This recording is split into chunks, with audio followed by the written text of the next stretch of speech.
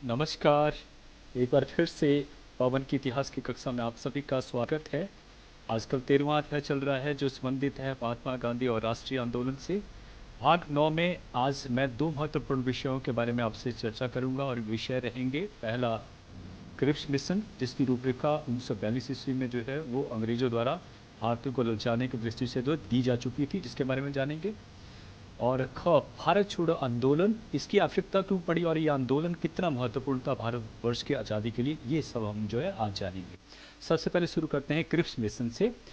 यह मिशन, इससे पहले मैं अगर शुरू करूं तो 1940 ईस्वी में जब महात्मा गांधी द्वारा जो है वो व्यक्तिगत सत्याग्रह आंदोलन शुरू किया गया था, तो उसके पॉपुलैरिटी से अंग्रेज लोग इतने, क्योंकि उस समय द्वितीय विश्व युद्ध भी चल रहा था, भारतवर्ष में आंदोलन चल रहे थे, तो इस तरह से क्या था कि ब्रिटिश जो सरकार थी उसने जो भारत मंत्री उस समय थे वो थे विंस्टन चर्चिल। तो उन्होंने जो है सर स्टैमफोर्ड क्रिप्स, ये नाम है इनका, जिनको सीधे ही क्रिप्स मिशन के अनुसार जो है, तो इन्हें भेजा कि जाकर जो है, क्योंकि भारतीयों के साथ सहयोग, भारतीयों का सहयोग मिलना बहुत जरूरी हो गया था द्वितीय विश्व युद्ध में, इसलिए जो उनको भेजा गया और बिना शर्त जो है सभी सत्याग्रहियों को आज़ाद किया गया था। ये उस समय की घटना थी जो पीछे हम पढ़ चुके हैं। तो 23 मार्च 1942 ईस्वी को ये दिल्ली पहुंचा और भारत के राजनीतिक दलों और संगठनों के नेताओं से बातचीत करने के पश्चात उसने बहुत सारे सुझाव दिए, जिसमें दो भागों में बांटे गए थे। एक थे युद्ध के पश्चात और एक था युद्ध से पहले के सुझाव। तो सबसे पहले पढ़ लेते हैं कि युद्ध के पश्चात क्या चीज़ें लागू होगी, उसके बारे में जो सुझाव था। युद्ध के पश्चात भारत को डोमिनेंट स्टेट, देखिए जिसको नकार दिया गया था नेहरू रिपोर्ट में, नेहरू रिपोर्ट दी गई थी और उसके बाद जो है सुभाष चंद्र बोस और जवाहरलाल नेहरू जैसे जो यंग तबके के लोग थे उन्होंने इसे नकार दिया था। तो ये फिर से उसी बात पे आ गई कि हम डोमिनेंट स्टेट देंगे और भारत को आंतरिक और बाह्य मामलों में संपूर्ण स्वतंत्रता, संपूर्ण आज़ादी देंगे।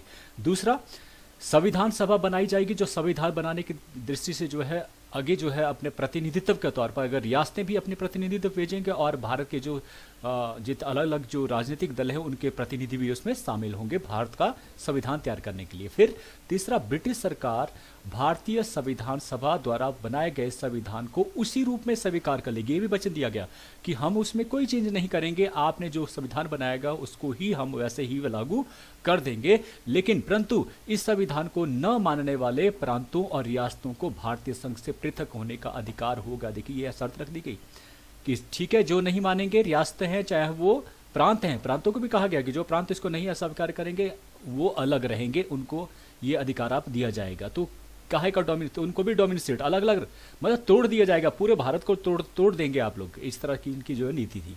तो ये था युद्ध के बाद। अब युद्ध के समय के सुझाव क्या थे कि जब युद्ध चल रहा है 1942 उस समय क्या क्या करेंगी सरकार।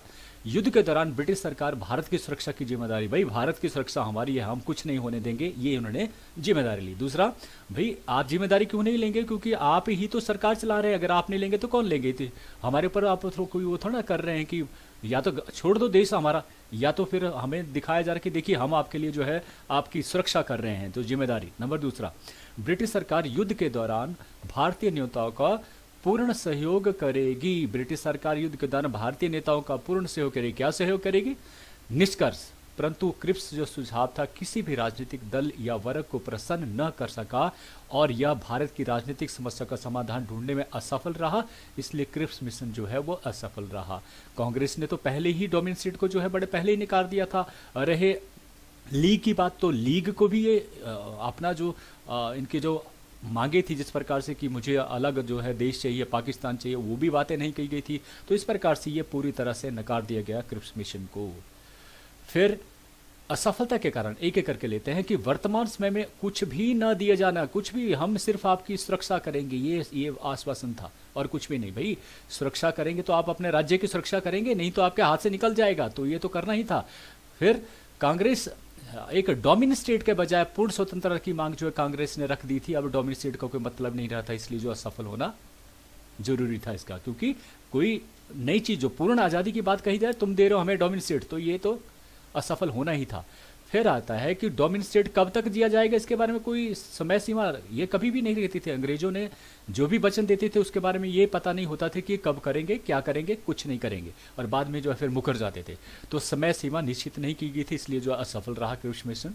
तो ये तीन महत्वपूर्ण था असफल होने का। फिर आता है दूसरा, भारत छोड़ो आंदोलन सबसे महत्वपूर्ण और सबसे जोरदार जो आंदोलन चलाया था महात्मा गांधी के द्वारा, क्विट इंडिया मूवमेंट, जानते हैं। 1942 ईस्वी का भारत छोड़ो आंदोलन भारत के स्वतंत्रता संग्राम संघर्ष में महत्वपूर्ण स्थान रखता है। यह स्वतंत्रता प्राप्ति के लिए किया गया सबसे बड़ा आंदोलन, याद रखना, सबसे बड़ा आंदोलन, चाहे वो असहयोग आंदोलन थे, चाहे वो सभी ने अवज्ञा आंदोलन थे, अब है भारत छोड़ो आंदोलन, ये सबसे बड़ा आंदोलन था। इसने ब्रिटिश साम्राज्य की नींव जड़ से हिला दी। अतः 1947 ईस्वी में अंग्रेजों को भारत छोड़ने के लिए विवश होना ही पड़ा। तो इस आंदोलन के आरंभ होने के पीछे कारण क्या था, क्यों महात्मा गांधी को यह आंदोलन चलाना पड़ा, उसके पीछे कारण जान लेते हैं। सबसे पहला था जापान का आक्रमण। 1939 ईस्वी में सेकेंड वर्ल्ड वार जो है वो शुरू हो चुका था और जापान इस बार इंग्लैंड के विपरीत जो है युद्ध जो है लड़ रहा था। विपरीत ताकतों के साथ जो है वो जापान था, तो इंग्लैंड के विरुद्ध था। अब भारत में यह भारत में किसकी सरकार थी, इंग्लैंड की। तो जापान जो है इसी तरह से इस पे भी अधिकार कर सकता था। देखिए जापान 1941-42 की तस्वीर ये जो बताई जा रही है, जो रेड रेड जो है जापान ने, अब जापान देखिए ये छोटा सा जो है द्वीप समूह का जो है वो लगभग 3000 द्वीप समूह का एक देश है।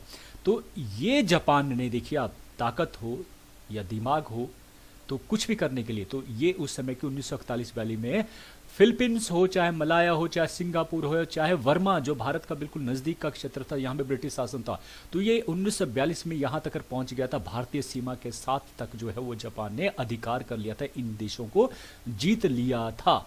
ये सारे के सारे देशों को, जहाँ रेड आपको नज़र आ रहा है, जिसमें चाहे वो थाईलैंड हो, चाहे वो मलेशिया हो, चाहे फिलीपींस हो, सारे देशों के ऊपर देखिए, चाइना का बहुत सारा हिस्सा, मंचूरिया, कोरिया, दोनों ही दक्षिणी और आज की डेट में दक्षिण, उस समय कोरिया कहा जाए, चाइना का ये क्षेत्र बीजिंग के नज़दीक वाला, तो ये सारा क्षेत्र के ऊपर जो है अधिकार किया जा चुका था चाइना का। तो अगर भारत के लोग जो, क्योंकि उनको मालूम था कि हमें तो बिना मतलब का ही जो सहना पड़ेगा, क्योंकि हमारा तो कोई बैर नहीं है, हमारा कोई जापान के साथ जो है, क्योंकि हमारे उस समय सुभाष चंद्र बोस भी जो है जापान का ही साथ दे रहे थे, उनकी सेना के साथ उनकी सेना लड़ रही थी। तो वो चाहते थे कि देखिए हमारा कोई, आप इनसे कोई बैर नहीं है, लेकिन हमें जबरदस्ती जो युद्ध में हमारे लोग मारे जाने थे इस युद्ध में, समझते थे इस बात को, तो इसलिए जो है वो आंदोलन हो रहे थे भारतवर्ष में, और अंग्रेज चाहते कि ये आंदोलन ना हो, बस इतनी कर बात थी।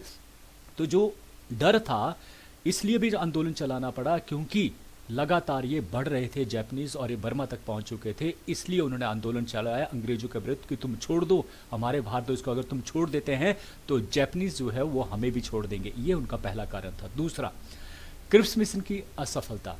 दूसरे विश्व युद्ध में भारतीयों का सहयोग प्राप्त करने के लिए ब्रिटिश सरकार ने 23 मार्च 1942 ईस्वी को क्रिप्स मिशन भारत भेजा था, जिसकी बात हम कर चुके हैं। लेकिन ये जो है फेल हो गया पूरी तरह से, किसी भी राजनीतिक दल को ये जो है अपने साथ नहीं मिला पाया, क्योंकि ये किसी को भी सेटिस्फाई नहीं कर पाया, और इस प्रकार से अब पूर्ण आज़ादी के लिए अपनी पूरी ताकत से स्वतंत्रता के आंदोलन जो है वो कूद पड़े। तो क्रिप्स मिशन की असफलता के कारण भी अगर ये सफल हुआ था तो हो सकता है कुछ समय तक जो है वो थोड़ा सा जो है भारतीयों के बीच में और अंग्रेजों के बीच में सामंजस्य स्थापित होता, लेकिन ऐसा नहीं हुआ। ये क्रिप्स मिशन असफल हुआ और इस प्रकार से आंदोलन शुरू करना पड़ा। हम बात करें किसकी, क्विट इंडिया मूवमेंट की, क्यों शुरू हुआ। तीसरा, जनसाधारण में असंतोष। दूसरे विश्व युद्ध के दौरान आवश्यक वस्तुओं के मूल्य आकाश को छूने लगे। सरकार ने आर्थिक संकट को हल करने की कोई ध्यान नहीं दिया, अतः भारतीयों का ब्रिटिश सरकार के प्रति आक्रोश और भी बड़ा हो गया। तीसरा बड़ा कारण कि जैसे युद्ध होता है तो युद्ध में क्या होता है, बहुत सारा पैसा खर्च होता है, आर्थिक तौर पर जो है वो संकट उत्पन्न हो जाता है। तो सरकार का ध्यान पूरी तरह से, क्योंकि ब्रिटिश सरकार हर जगह इसके जो अपने उपनिवेश स्थापित हो, तो बहुत सारी जगह के ऊपर, केवल भारत में ही नहीं, बहुत सारी जगह के ऊपर जो द्वितीय विश्व युद्ध के जो है वो लड़ा जा रहा था अंग्रेज। तो इस प्रकार से जो आर्थिक तौर पर तंगी बहुत ज़्यादा थी, और इस कारण भारत में जो आवश्यक वस्तुएं थी उनका जो दाम थे वो बढ़ गए थे, ऊपर से जो है टैक्सेस ज़्यादा बढ़ गए। तो इस प्रकार से जो भारत में स्थिति थी गरीबों की वो बहुत, क्योंकि आर्थिक तौर पर बदहाली थी इस देश में, तो अधिकतर जो लोग थे वो लोग जो है इसका शिकार हो रहे थे, और इस आक्रोश का जो है वो ब्रिटिश सरकार के ऊपर ही ये आक्रोश जो है वो जा रहा था। तो इसलिए भी जो आंदोलन हुआ, लोग आक्रोश था वो उन्होंने आंदोलन में जो है वो लगाया। ठीक है, तीसरा कारण था।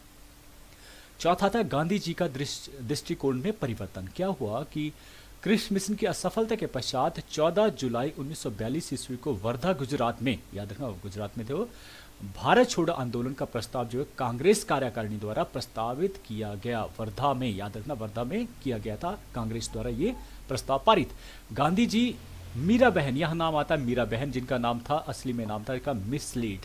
ये एक बड़े अधिकारी, अंग्रेज अधिकारी की बेटी थी जो गांधी जी की जो है वो शिष्य बन गई थी।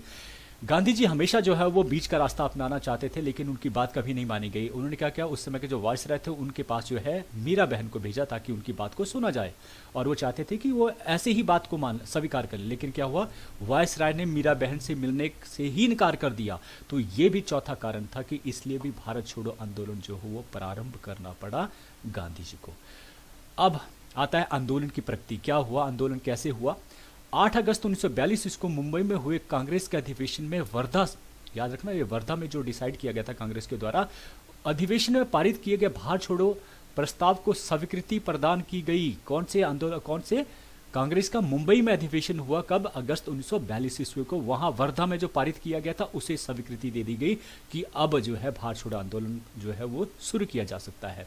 महात्मा गांधी जी ने कांग्रेस प्रतिनिधियों को संबोधित करते हुए कहा, क्या शब्द कहे थे, देखिए मैं आपको एक छोटा सा मंत्र दे रहा हूं, आप इसे अपने दिलों में संजो कर रख लें और हर एक सांस में इसका जाप करें। क्या मंत्र था, देखिए, हम या तो भारत को स्वतंत्र कराएंगे या इस प्रयास में मारे जाएंगे, मगर हम अपनी पराधीनता को जारी रखते रहते देखने के लिए जीवित नहीं रहेंगे। इन्हें बोला, हम जीवित रहे चाहे नहीं रहे, लेकिन हमारा ये जो प्रयास है भारत को स्वतंत्र करवाने का, वो अंतिम समय तक, मरने तक जो हो वो जारी रहना चाहिए। देखिए ये बड़ी बात थी गांधी जी के द्वारा, ये मंत्र के तौर पर, और लोगों ने सहर्ष स्वीकार किया इसको। देखिए 9 अगस्त की प्रातः को महात्मा गांधी, जवाहरलाल नेहरू, राजेंद्र प्रसाद, सरदार पटेल, मौलाना अबुल कलाम आजाद और अन्य सभी कांग्रेसी नेताओं को गिरफ्तार कर लिया, जैसा कि हमेशा से सरकार करती थी, ताकि ये आंदोलन जो है ज़्यादा ना भड़क उठे।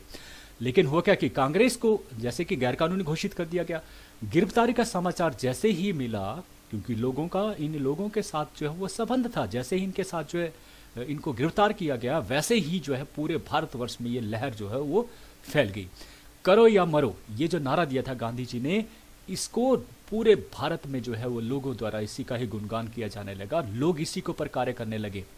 रचनात्मक, ऐसे नहीं कि किसी केवल घर की खिड़कियों से नारे लगाए गए, नहीं, वो मरने के लिए तत्पर हो गए। गांधी जी ने जैसे कहा कि जब तक हम मारे नहीं जाते, पराधीन को स्वतंत्रता में नहीं बदलते, तब तक हम ये काम करते रहेंगे।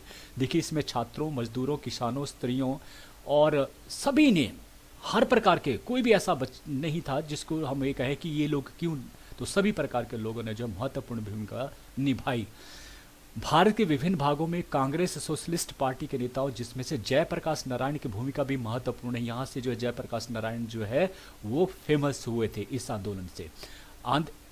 इस आंदोलन को और भी इन्होंने प्रोत्साहित किया। महाराष्ट्र के 17 जिले के कुछ युवा नेताओं ने सेवा दलों और तूफान दलों के साथ मिलकर एक समानांतर सरकार की स्थापना कर ली थी। पहली समानांतर सरकार कहाँ पे, महाराष्ट्र के 17 से शुरू हुआ, फिर मिदनापुर बिहार में, इस प्रकार से जहाँ जहाँ ये सक्सेस इनको मिलती रही, वहाँ वहाँ ये अपनी सरकारें बनाते चले गए। तो क्या हुआ, इनके ऊपर, आंदोलनकारियों पर लाठीचार्ज हुआ, गोलियां चलाई गई, और आप सोचिए हवाई फायर भी किए गए, हवाई जहाज से भी बम बरसाए गए। तो ऐसे जुल्म सहे हैं हमारे लोगों ने, जिन्होंने आज़ादी जो दी, और उसकी आज हम जो है वो क्या हालात अपने देश का कर रहे हैं। महिलाओं से बलात्कार किया गया, जिसकी इज्जत लूटती उसको पता होता कि क्या उनके साथ जो है बीतती है। तो ऐसे हालातों में जो हमें आज़ादी, स्वतंत्रता मिली है, जो पढ़ना लोग बच्चों के लिए महसूस करना, वो सबसे इम्पॉर्टेंट है। कई स्थानों पर उन्हें नगर के वृक्षों पर लटका दिया जाता था, भय पैदा करने के लिए फांसी दी जाती है और नगर में लटका दिया जाता था, ताकि लोग उसको आते जाते देखते रहें। घरों को लूट लिया गया, उनको आग लगा दी गई। आज हर कोई अपने घरों को बचाने में लगा है। मेरा घर सबसे प्रिय, देश जाए भाड़ में, देश की क्या चाहिए, कोई ज़रूरत नहीं है। तो देखिए उन लोगों के बारे में। इस दमनकारी नीति के पश्चात लोग और भी भड़क उठे और उन्होंने पुलिस थानों, सरकारी भवनों, डाकघरों, रेलवे स्टेशनों आक्रमण करके उन्हें भारी क्षति पहुंचाई। उत्तर प्रदेश, बलिया, बंगाल में तमलुक, महाराष्ट्र में 17, कर्नाटक में धारवाड़ और उड़ीसा में नालासौर, यह क्षेत्र ब्रिटिश शासन से मुक्त हुए और वहां पर स्वतंत्र सरकारें बनाई दी गई लोगों के द्वारा। 10,000 से अधिक लोग मारे गए। देखिए 10 और 60,000 से अधिक लोग जो है गिरफ्तार किए गए। अब असफलता के कारण, क्यों असफल? पूर्व ही कांग्रेस के नेताओं को गिरफ्तार कर लिया, जल्दी कर लिया गया था, इसलिए जो असफल रहा। दूसरा, निहत्थी जनता थी। देखिए ब्रिटिश के पास गोलियां थी, लाठियां थी, ये निहत्थे लोग। गांधी ने कहा हम कुछ नहीं करेंगे। निहत्थे लोग कब तक डटे रहते? कठोर दमन की नीति, बहुत कठोर, लटका दी गया चौराहों के ऊपर ताकि भय स्वीकार किया, भव्य भय से लोग भयभीत हों। सेना, पुलिस, देसी शासक तथा कई दल सरकार के वफादार बने रहे। देखिए यहां भी सेना, पुलिस और देसी शासक, ये किसके साथ दिया? सरकार का सहयोग, इसलिए असफल हुए। मुस्लिम लीग, सिख, हिंदू महासभा, देखिए आज का बड़ा संगठन है हिंदू महासभा, ये सारे के मुख्य दर्शक बने रहे और इन्होंने किसका साथ दिया? अंग्रेजों का साथ दिया। आंदोलनकारियों के साथ साधन ब्रिटिश सरकार के मुकाबले बहुत कम थी, अतः वे सरकार का मुकाबला नहीं कर सकते। कैसे टिक सकते थे? एक निहत्थे लोग उनके, लेकिन फिर भी वो डटे रहे अपनी मौत तक। ये बड़ी बात है इस आंदोलन की। निष्कर्ष पढ़ लेते हैं। यद्यपि यह आंदोलन भारत को तत्कालीन स्वतंत्रता दिलाने में असफल रहा, लेकिन ब्रिटिश सरकार की नींव को इन्होंने हिलाकर रख दिया। जो युवा थे खासतौर पर, वो बड़ी संख्या में आकर्षित हुए इन आंदोलनों के साथ देने के लिए। अत्याचारों का बड़ी वीरता के साथ जो है वो सामना किया गया। नए भारत का उदय के सूचक के तौर पर इस आंदोलन को देखा गया। तो इस आंदोलन के 5 वर्षों के भीतर ही अंग्रेजों को अपना बोरिया बिस्तरा यहाँ से जो है वो पैक करना पड़ा। तो हमें आज़ादी 1947 में मिली इन सब के प्रयत्नों के द्वारा। तो आज के लिए इतना ही। मैं चाहता हूँ कि आप लोग हमेशा इन लोगों को अपने मन में जरूर, अपने दिल में याद रखें। मूर्तियां बनाने की आवश्यकता नहीं, अपने मन में याद रखें। यही मेरा ध्येय है। आपने बड़े ध्यान से सुना, उसके लिए बहुत बहुत धन्यवाद। Thank you.